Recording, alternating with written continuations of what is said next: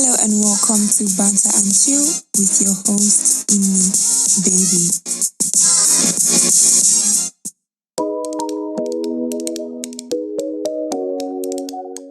Hello everybody and welcome to another episode of Banter and Chill podcast. Now, this is not just any episode of Banter and Chill podcast. This is the first episode of the highly anticipated season 2. Even though these are people that are anticipating it, we're not more than 5 sharp, but still highly anticipated season 2 of the podcast. So after a long break, it felt really long. It actually feels good to be back here, to be talking again, to be in your ear. And good news, I'm also in your faces this time around. So if you're listening to this on Google Podcasts, Anchor, Spotify, wherever you're listening to this on, I want to let you know that we have a YouTube channel now. So you cannot just hear my voice, you can see my fine face as I'm talking. But regardless, I want to say a big welcome back to Banter and Chill podcast. So if you have been keeping up with our social media platforms, if you've been keeping up with me generally, Inni Baby, you would know that I have been promising guests. I've been saying, we're going to have guests in season 2, blah, blah, blah. And I know that you're probably looking around in the video like, where's the guest this babe promised us? Calm down. Guests will start coming from like next month. But I'm a woman of my word. You can see I have new fancy mic, so don't worry, everything is in order. But from next month, we're going to start having guests on the show and we're going to make it all the more interesting. Now, for this episode of the podcast, I will be talking about surviving Nysc with emphasis on Nysc camp. Dun dun dun. For some people, it's a bittersweet experience actually. For some, it's more bitter than sweet. For some, it's more sweet than bitter. Regardless, it's something that most Nigerian youths have to go through.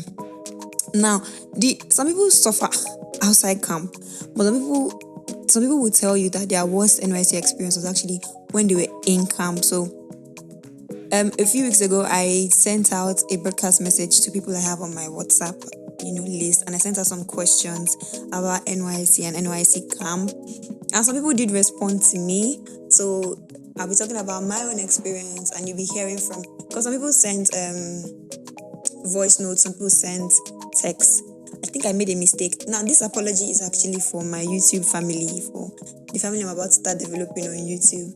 Because I asked some people to send, because I opened the floor for people who are responding to send both videos and audios, I have to now try and add the audio here in real time as you guys are watching me. For people who are just listening, they'll probably not notice that anything is wrong or anything is missing, but those that are watching, you have to watch me. I'll arrange the video here, live and direct. So I apologize in advance for that. I'm going to try not to do cut and join with the video, but I cannot promise anything. Anyways, I got multiple responses about how the NYSC experience was in general. And I think this is a topic that's going to help people relive what it was like for them and also help educate those who are about to start their own NYSC year. Now, so if you know you are done with university, that's not the worst of it. I know you're breathing in and out like, oh my God, finally I'm done with uni. That's not the worst of it. You have to still pass through NYSC. And I'm not saying NYSC is the worst of it, to please, before people go and quote me somewhere. NYSC is not the worst of it. But if you know that you're fresh out of uni and you've gotten your NYSC call-up letter, then this episode is definitely for you. So take several seats. Let me give you guidelines on how to survive NYSC, especially the camping experience. Alright, so if you know me, you know I live in Lagos. And if you know me very well, you know that it's NYSC that brought me to Lagos. Before NYSC brought me to Lagos, NYSC took me to Kano. So I camped in Kano State, Karaye. There's this popular dam around the area, Kusala Dam, that they were always reminding us about. But yeah, NYSC took me through Abuja, through multiple places that I've never been to, just to get me to camp. So that's one of the perks, I think, of this whole camping thing, because it encourages.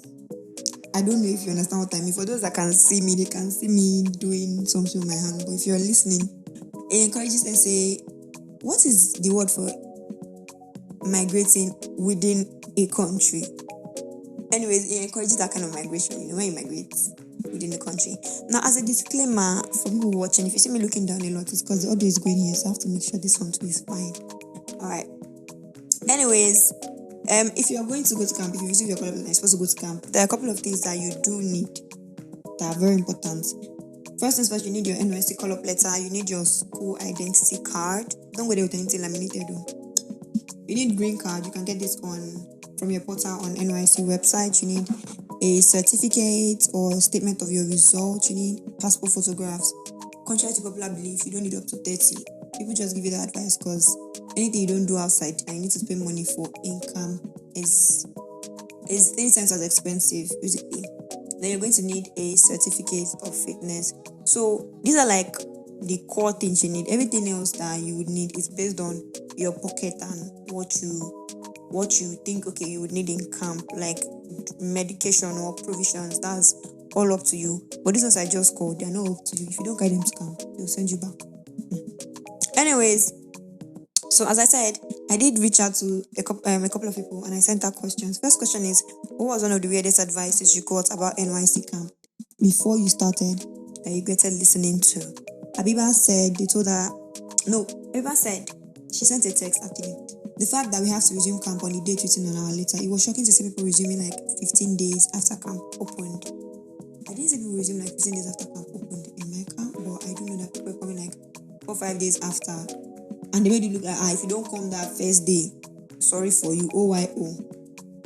Then Mr. Dominic said, do not go in with anything other than the accepted uniform or they will seize it.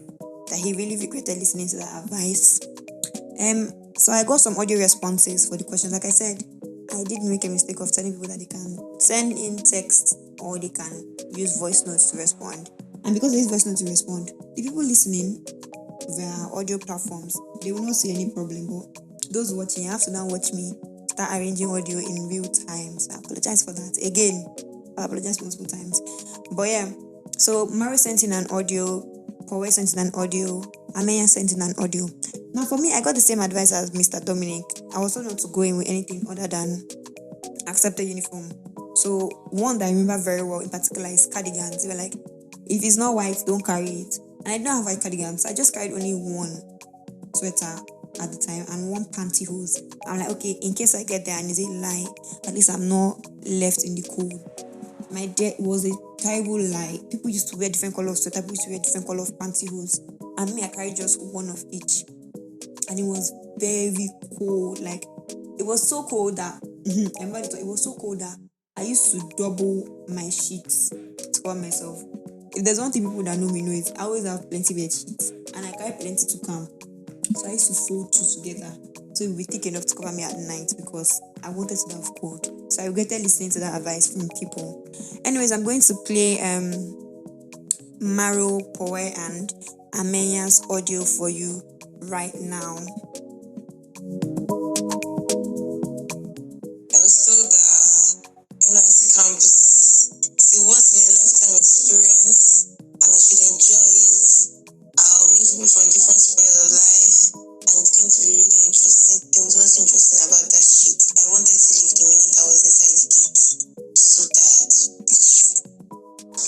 Okay, so generally, I had like the worst camp experience ever. First things first, the advice I'm going to give anybody is that if you can miss camp, please do, because one of the first lines they told to me was that camp was fun. Camp is going to be fun.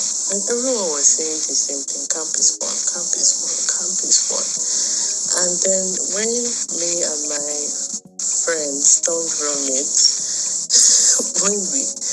when we started experiencing some of the things, we were like, why was the line necessary? Like, why was everybody saying camp is? My weirdest advice. Okay, the advice I got for going to camp was not necessarily an advice though, but all those talks about camp being stressful, camp being not enjoyable and everything. For me, I enjoyed my camp because I camped in Port Harcourt, Noah Bamtai. For me, it was fun. I got to like make friends, and my camp had like so many restaurants and so many shopping centers, so I was always eating. Alright, so truth is, I'm not discriminating against you, Koi, but the moment you say, "Oh, I camped in Port Harcourt," I just knew like we cannot take your own advice serious because you camped in one of the decent places. I've seen videos. I've seen videos of Port Harcourt, the camp in River State, and I know that if they had sent me there, at least my life would have been 50% happier or better than it was when they sent me to Kano. Now, I know that Mario was deployed to Lagos, so I'm surprised that one is back because Lagos is like the shit. Like, people struggle to get to be deployed to Lagos and go to Lagos camp. But Mario just had like a series of unfortunate events in camp. Her phone blew up, blah, blah, blah. You hear it from her. But so I feel like that really affected like her own experience. Now, as for Ameya went to Ekiti, yeah. But generally, I think it's the camp thing. It's not about where they put you to. It's the camp in particular. Some of us, the whole thing was just stressful and tiring. Anyways, the second question here is, did you camp in a state you've never been to? That's the second question. Did you camp in a state you've never been to? And Daniel, fun fact, Daniel and I camped in the same state, same batch. Daniel said, yeah, what he was made to believe is that Boko Haram will carry all of us. So the question is, did you camp in a state you've never been to, and what's something you were made to believe about where you camped? Daniel said Boko Haram will carry all of us. Me, I had the same beliefs as Daniel. I'm not going to lie. I was scared because what if they blow us up anytime? Then Habiba said, yes, so my dear, we were told it's a taboo to kill snake there. Habiba camped in Enugu, so in Enugu apparently is a taboo to kill snakes. Now for this particular question, Ameya's audio is the only one I found worthy enough to put here. So let's hear what Ameya said about question 2. Something funny you were meant to believe about where I camped. Oh, I'd always seen like terrible posts on Twitter about Ekiti camp. Just wanted to come here and find out it was true. It was terrible. So I find it hard to feel sorry for Ameya because you've been seeing it online now that the place is not good, and you were still shocked. You're shocked? They didn't tell you? But you did know that, okay, this place is not all that, and you still chose to have faith in them, and you went there and you are now surprised that it was terrible.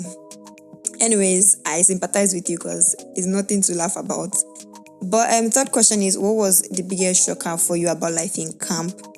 Habiba said they cooked white rice without adding salt, and we were told that's how they cook their own white rice. Okay, so I need Ekiti State people and Enugu State people to come out at this point to defend their honor, because people in Enugu State, why are you cooking rice without salt? And then for people that are in Ekiti, Ameya blasts like the whole state, so you guys really need to come out and defend your states. But Mr. Dominic, for question 3, what was the biggest shocker for you about life in camp? Mr. Dominic said the biggest shocker for him is that they believe that their food is worth it for humans. Now, Mr. Dominic comes in Kano State, same as me. So, somehow I can relate. But in camp, I was kind of like a big girl. I didn't really use my food card or go and queue in the kitchen because I had small money. I had been working before I even graduated for like a few months. I had small change in my pocket. So I was kind of like a big girl. Well, so their food, I was not shocked with the condition of their food because is Nigeria something that the Nigerian government is in charge of. I already expected the worst. But I think what shocked me the most was considered tiredness. I was always tired because you don't have any time for yourself. Every single second, minute of your day is allocated to something, and it's not something of your own doing. You don't have a choice. You don't have rights over yourself. It's what they say you should do that you must do. So I was always tired because we were always occupied. I wasn't sleeping enough, and I like to sleep. I wasn't sleeping enough. I wasn't resting. You would sleep late, wake up early, jog, do different, and then at the end of the day, they will not even let you sleep well. So me, I was always tired, and it was upsetting for me because I'm always tired, and it kind of made me not really want to partake in anything because anytime you see me, I look like who wants to sleep. Then the charging issue also surprised me because I had to do pay to charge. In my adult years, I've not really seen pay to charge point. So that one too surprised me small. That there were no sockets in the rooms. Now the toilet. We could have like an hour's conversation about that toilet. It was so bad that they used to threaten people that if they catch you misbehaving, you will wash toilet. And that was a genuine concern for people. People were actually scared that they would tell them to wash toilets. People were on their best behavior. And me, I am people. I was one of the people on my best behavior because I did not want to hear it. I did not want to have it that you tell me. It was so, and it was pit latrine. It was pit latrine. I've not seen pit latrine. Like, I've not seen it in years. Like, I don't even know the last time I saw pit latrine. Like, I think I saw it in textbooks or something, but I've not seen it in real life. 5D. I saw pit latrine live. And do you know that there are people that were using it? People use it, they will still not even flush. God. Anyways, the toilet, it was nasty. Water used to gather on the floor. If you want to go and bathe, there's this particular stall at the end I used to go to. That one was a bit decent. That's when I used to go and bathe. I cannot even hang my towel on the door because it was disgusting. I used to put my towel inside my bucket. Let them not contaminate my towel and ultimately contaminate me. But yeah, the toilet really surprised me because I'm like, if you people are collecting money, why is this place looking like this? So for me, for the responses, I go for question 3. What was the biggest shocker for you about life in camp? I got audio responses from Nonso, from Poe, from Amenya, and from Beverly about the biggest shocker for them in camp. Okay, hold on. So I'm just going to play their audio for you right now. What was the biggest shocker for you about life in camp? The toilets and the bathroom. Okay, I think for me, the biggest one was the fact that they just switched from using wells to boreholes. Like the boreholes and the tanks we saw there were new. So people were still using wells, they're still drawing water from wells. Coming out of camp, like it was literally the same thing almost everywhere. So it was very hard to find like a house. But it was weird to see that in 2023, in 2022, people are still dragging water from wells, and they still are dragging water from wells. What was the biggest shocker for me about life in camp? I thought 3 weeks is just, 3 weeks now before I know you're done. Guy, it was like 2 years for me. I was tired. There were times where Jesus, I almost cried. They want to kill me with match pass, I mean parade. Yeah. For me, that's the biggest shocker because it was as if the days were not going anymore. I beg. It was. But I think for me, shockers that I experienced in camp was the fact that people go there and under 3 weeks they were in love.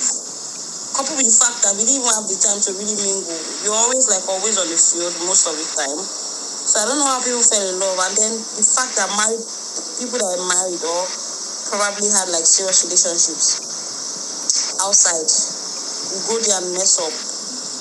I used to think that people were just saying it before going to come. I used to like hear those stories. So I used to feel like they're just like stories. But then again, when I went to my own camp, it actually happened.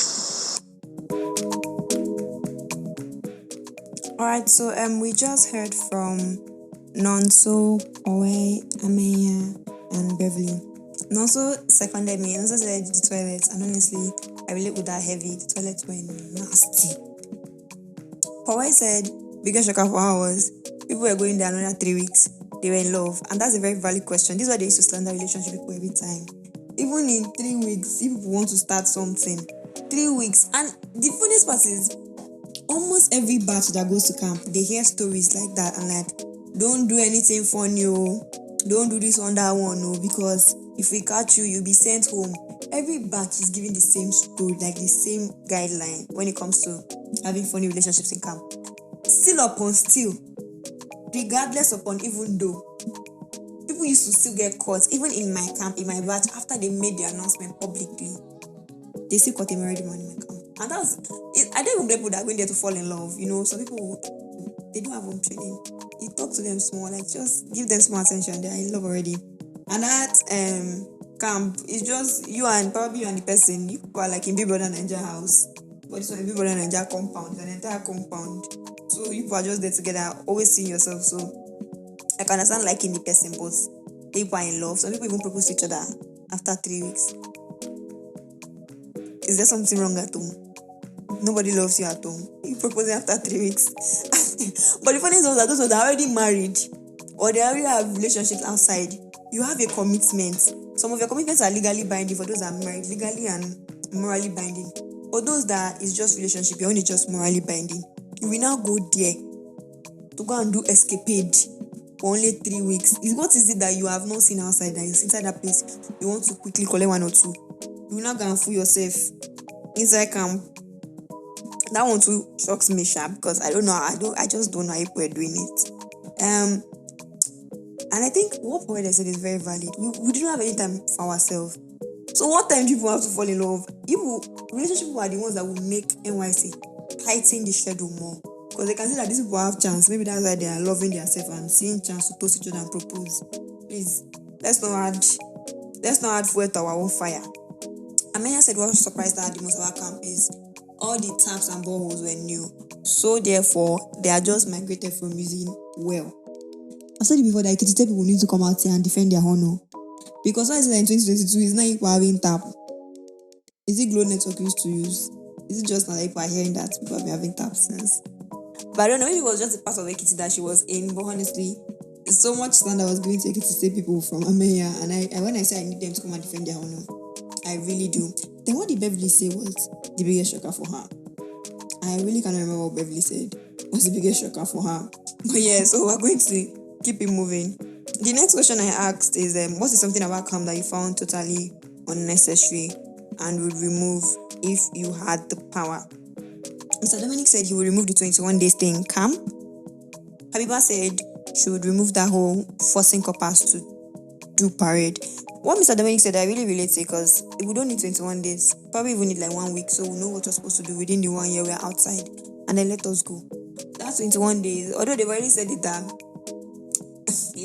they already said that they want to start drafting us for war. So I'm grateful to God that I'm done with my own. So the rest of you that are busy collecting 3K, just prepare your mind. You might see yourself in Sambisa tomorrow. And they're giving you rigorous training, all those manual drills. It's because you are last line of defense for this country. So don't think it will be that 3K they are paying you is waste. Once the 3K is given, war is expected. So they might draft you for war. But I really don't think 21 days is necessary. You can just do like 1 week. Let's be going home. Let's go and start the service. They're forcing coppers to do parade. The thing is, if they make it like no compulsory, they say, okay, you can do or you cannot do. Some people refuse to do. Like most people will not want to shake body. They will not want to do anything. So I feel like that's why they need to make it compulsory for everybody. Because after all, you all came here to be mentally and physically prepared for labor market and for adult life. So I kind of see where they're actually coming from. All right. So those are the text responses I got. For me, if I'll change anything about camp, that waking up early is very unnecessary. It's like top 2 most unnecessary things about camp, and it's not even number 2, it's probably number 1. There's no need to wake up that early. Honestly, you can wake up late so that they will shorten the time that you need to do Said. They will shorten that Said time. So don't let us wake up by 8 a.m. Then let Said start by 12, end by 2. That's how it should be. But yeah, I got audio responses to this question from Amenya, from Maru, and from Powe. So I'm going to play their responses for you guys right now. Eating in camp I found totally unnecessary. It was the restrictions from wearing like thicker clothing or longer clothing because according to them it wasn't part of the NYSC uniform. At the time I went to camp, I think it was July. Ekiti was cold. The place was freezing. And they wouldn't let you wear anything thick. Please, those bigo, like very unnecessary. Why in heaven's name would someone employ a bigo? Please, they should also remove Said. Those things are not necessary. Most of us have already gotten the entrepreneurial skills from 300 level from our various universities. So please, they should remove Said. One thing I found totally unnecessary and would have removed if I had the power. You see that Said program where you have to like attend lectures. I find it so unnecessary because why are we having lectures? Why not just go straight to the practical aspect of it? As I feel like Said should focus more on the practical aspects of it from the onset, so that the 3 weeks will be able to like learn a lot of things before leaving camp.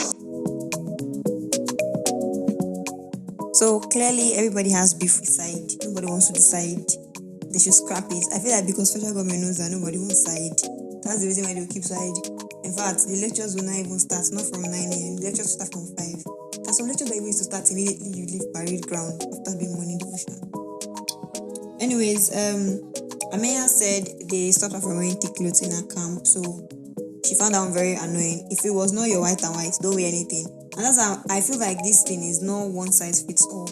One camp can have their madness, another camp can have a different kind of madness. Because my own camp, they let people put on thicker clothing for protection. In fact, I saw people marching under rain in my camp. If it should even drizzle like the second coordinator, so yeah, everybody to your tent, to your Israel. Because we don't have power to treat anybody. So all of you disperse. And that's how we should disperse. Even on the day of the official swearing in, the official swearing in here, I think Rain even scattered the whole thing. Like she was giving her speech and Rain just scattered everything. Everybody just scatter. So our own was like that. They used to let us wear thick clothing. They used to let us protect ourselves from the elements. And I feel like it was because they didn't have drug in health center. You go and catch malaria. You go and catch cold. You are coughing. Sorry for you. You wait 3 weeks before you get to treat yourself. That's just my feeling, Sha. Anyways, Maro said blowing biggle is unnecessary. The other part about that biggle is how relentless it is. Like, we've heard now and don't keep blowing it. We've heard. Be going. We can see you go. But they keep blowing it. So I don't think the biggle is unnecessary because they don't blow it in my ear. If they blow it in my ear, that's when me and the person probably fight. But I don't think biggle is unnecessary. And then she said Said is unnecessary. I support that as well. Please. Anything. Even the all that talking about interpretation, blah blah blah. I think they should have been more focused on the practical. Like we should have stayed practical for the skill acquisition from the first day in camp. So people would have more time to practice.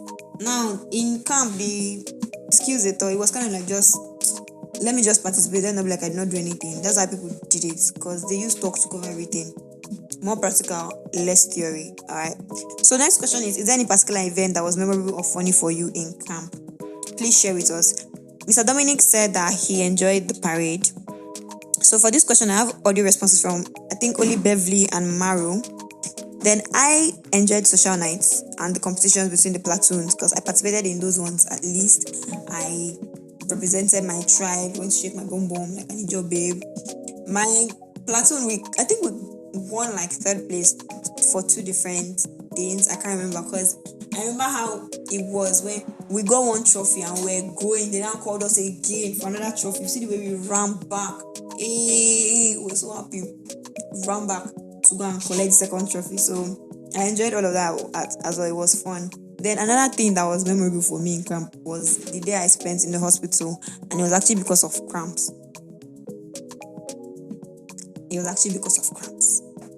I was just throwing up anyhow.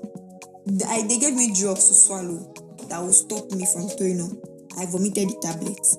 So at that point, they didn't even want to keep me in the hospital before. They're like, it's not just cramps. They just gave me drugs. I vomited it, came back, they gave me drugs to make me stop vomiting. I vomited it, came back. That's when they realized that, this one, water don't pass Gary. They didn't have to admit me. I could not keep food in my stomach. I was throwing up. And if you ask me what's my problem, period. Now only period caused all this one. My roommate was in shock. Like I feel like she was stressed out. Like she didn't know what to do because is the period that's doing this one like this? It wasn't like it was something serious. But I spent the whole day in the hospital. They had to now give me drip. They had to inject painkillers inside my body since I could not swallow anything. They had to inject the one that was stopping from throwing up. They had to inject it too. Then I slept, and then when I woke up, my boyfriend that time, he now sent me some money as sorry for what happened to you. And I went to my room to enjoy myself, and then I went back to my hostel. But yeah, that one was memorable too, spending the day in the hospital over cramps. But like I said, I got audio responses from Beverly and from Maru, so I'm going to play those responses now. Is there any particular event that was memorable and funny for you in camp? Oh yes, I went for Miss Nysc. It was the most amazing time I had in camp because I enjoyed every bit of the catwalk, every bit of the questions and dance. It was amazing. But these people gave me third runner up. Me, face of congeniality, Nigeria 2021. Me, they gave me third runner up. It was full of ojoro and partiality. It was annoying though, but then. And also, the last thing that was funny and really memorable for me was my camp boyfriend. Everybody knew us in camp. If anywhere you see Beverly, you see Marcus. Like, if they had done Mr. and Mrs. something in camp, I would have won that thing because what? Is there any particular event that was memorable and funny for you, camp? My dear, no event was funny and memorable for me. The only memorable event I have is that my phone got spoiled and I hate it in camp. I hated it in camp. Like, I dislike camp with all my heart. So the food, I went on like a food tasting spree across all the variations of Mami Maka. Mami Maka was like a little colony of Nigeria. Or like a little, no, not colony of Nigeria. Like a little slice of Nigeria, basically, where every tribe was kind of represented in the food that was being made. So I just used to go around and eat different foods. And that was fun. My stomach didn't like me for it. So, Nonso sent me a very graphic response for how the toilets in his camp was and how it was for him when he now started stooling as a result of the camp food. But I feel like you cannot blame anybody for that one because you're the one that went around eating things you don't know. Me, I kept my eating very simple. I don't even think I swallowed in that camp. Let me not swallow the one that it's not swallow me. I was eating only rice. If people don't have rice, I ate only rice and spaghetti, rice after carbohydrates. By the time I came back, I look like we have kashoko. My head was bigger than the rest of my body, but I did not mind because I don't want to go and eat what will now turn my stomach. Then Beverly said for her boyfriend, this is my problem relationship people. You have gone and you have camp boyfriend. It's a type that used to have office husband. You are going to church, you have church husband. Stay one place. So she had a camp boyfriend that everybody knew her for. Nobody knew me for anything. I was very quiet. Oh, I did join OBS, although I hardly ever participated because any small time I have, I'm used to go and sleep. They used to chase me everywhere. I went on air only like 2 times. Every other time they were chasing me, come and talk. Me, that I want to sleep. I used to put off my phone, so she not disturb me. Anyway, Beverly also said she did miss Nysc. And she did not get it. They gave her third now. Sorry, you won Miss Congeniality. Nobody drag with you, so don't drag NYC with tall girls, please. I'm taller than you, so I can boldly say this.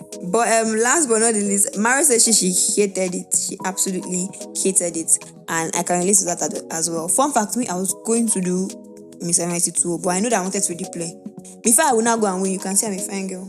I'm their spec. I'm what they're looking for in a Miss NYC.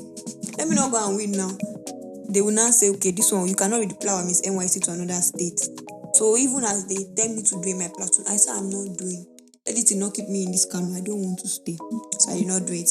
But last and final question is, there will be multiple people who are yet to pass through NYC listening to this episode. Give them an advice or two that will help them in camp. Mr. Dominic said, get money before you go to camp. If you can, camp close to your house because life after NYC is also important. Aviva said, contentment is key. Me, I've already said it before. Have like 15 passports. Anything you want to buy that you know you can buy outside. Buy it outside. Don't wait to get inside to start buying. What else? Well, I don't know. Okay, but for audio responses, I got from Nonso, Amenya, Beverly, Maru, Poe, and I got from Ayo. Ayo said that it's a necessary evil. Like, it doesn't recommend because he didn't even go to camp. It doesn't recommend, but it's something you have to go through for the certificate because it becomes a necessary evil, especially if you see yourself in this country long term. So I'm going to play the audio for Nonso, Amenya, Beverly, and Maru and Poe right now. My dear, all I can tell you that would help you in camp is just go with enough cash. Go with enough cash and enough passports because in camp, like the prices of things literally triple. So go with enough cash to camp. Go with enough passport photographs because they are going to ask for up to 12 passports from you. There's a something to learn. But the only place you really enjoy NYSC is in camp. Because once you're out, you're on your own. All these NYSC, they will stress you. But then I think for me, NYSC, 1 year of NYSC is a time where you find yourself. You find who you really are and what you really want to do in life. It's just a space where you think while you're serving your country in a particular place, and you think, oh, this is what I want to do when I come out. This is what I want to, So that's basically for me. So if you know that you are in this space and you really want to serve your country, go ahead. Good for you. If you don't want to, it's not by force. So number one pro tip, join OBS. Don't let anybody fool you. I didn't join all those that are jumping Tarzan of the jungle movement or coming out to just join OBS. When I was doing prayers, I was tired, I went to sleep. So join OBS wherever you win. That's the best thing to do in camp. So first things first, know that camp is no fun. That is the biggest lie from the pit of hell. Know that you are going to suffer. Know that you are going to inconvenience yourself. Know that you are going to use you are going to use one bathroom with maximum 48 people. Advice I would give to somebody going to camp. For me, just have an open mind to camp, because I went there with an open mind and I actually enjoyed camp. I don't care about whatever anybody's saying, because if I say this to people and they always look at me like in a very, very weird way, why would I say I enjoyed camp? For me, I enjoyed camp. So I don't know, camp was fun for me. So just go there with an open mind. Alright, so Nonso said join OBS and you will not do all those Tarzan Judge of the Jungle things in camp. Like I said, this thing is not one size fits all. One camp can be different from the other. I joined OBS in my camp and I still did everything. And it was the biggest shocker for me, because I thought people said if I join OBS, it will not happen like this. Why is it not happening like this? What's going on? Why do people lie to me? But in my own camp, even though I was in OBS, I still had to participate. Then Paul said, have an open mind. It's true. With all the Bible things you have heard here today, you might be scared to go. But please, don't do that. Open up your mind, because you could end up in one of those reasonable camps. And the thing is, it's not just about the camp itself. The people there you meet can, help shape your experience and make it fun for you. So yeah, as Powede said, have an open mind. Maro said, no, that camp is not fun. So me too, I'll support Maro. Know that it's not fun. You share battle with 100 people. It's not fun at all, but still have an open mind. Know that, okay, I could suffer. Know that, okay, I could enjoy it. And whatever you see there, just wing it. Ameya said, have cash. I support that a lot. I want to drop mic, but I don't want to spoil the new mic. But I support that a lot. Have cash. When I was in camp, I keep saying it, I had small money, so I did not suffer. I did not suffer because I had money, and I knew there is money that funded my lack of suffering. Okay, I already said join OBS. Now Beverly's own, I want to take her own last because I don't know what she's talking about. She said NYSC is here, you get to figure out yourself or you know what you want to do with your life. I finished NYSC since. I don't know what I'm doing. I'm just winging this life. So it's not like the way she said it is. So you might not know what you want to do after your 1 year of NYSC. You might still be there looking at yourself. It's your own journey, it's your own process. So you get to find out for yourself. Now that was the last question, and that being said, we are now at the end of this particular episode. Let me know what you think about it. If you're watching on YouTube, don't forget to subscribe, like, and comment. If you're listening on any of our other platforms, please follow or subscribe to the podcast on any platform you're listening to it on. We don't have that many followers on listening platforms, and we have like an average of 48 listens per episode. If all those 48 people can at least follow the podcast everywhere, if I don't they go places by now, are you kidding me? That aside, you can follow us on social media as well. You can leave a comment. If you're from the podcast, just leave a comment. You can come into my DM. You can say something like that. Oh, I listened to the episode and it was nice and I enjoyed it. Oh, I listened to the episode and I did not enjoy it, so I can block you.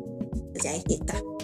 Anyways, like I said, that brings us to the end of this episode. I hope you guys thoroughly enjoyed it. Now, for the next episode, we're still going to talk about NYSC, but we're going to talk about life after camp. If you think camp is the ghetto, life after camp is the trenches. Life after camp is the slum. So, for the next episode, I'm still going to reach out to people to give their own. Like, I'm going to give like a list of questions for people to respond to, tell me what they think, so I can share with you guys again. So, if you receive my questions, please don't send voice notes. Don't send voice note and stress me. Send text. It's going to be strictly text that I will receive. And we're going to talk about life after camp, best practices, how to wing it, how to do this and that, how to do heaven and earth. But most importantly, you're going to hear the truth about what life after NYSC camp and after your entire university is actually like. I think that brings us to the end of this episode, and it's a really long episode, honestly. I'm even scared people might not listen to this point. But if you do listen to this point, know that I love you and I appreciate you. And at this point, I've got to go. Until next time, all my love. Mwah. Bye.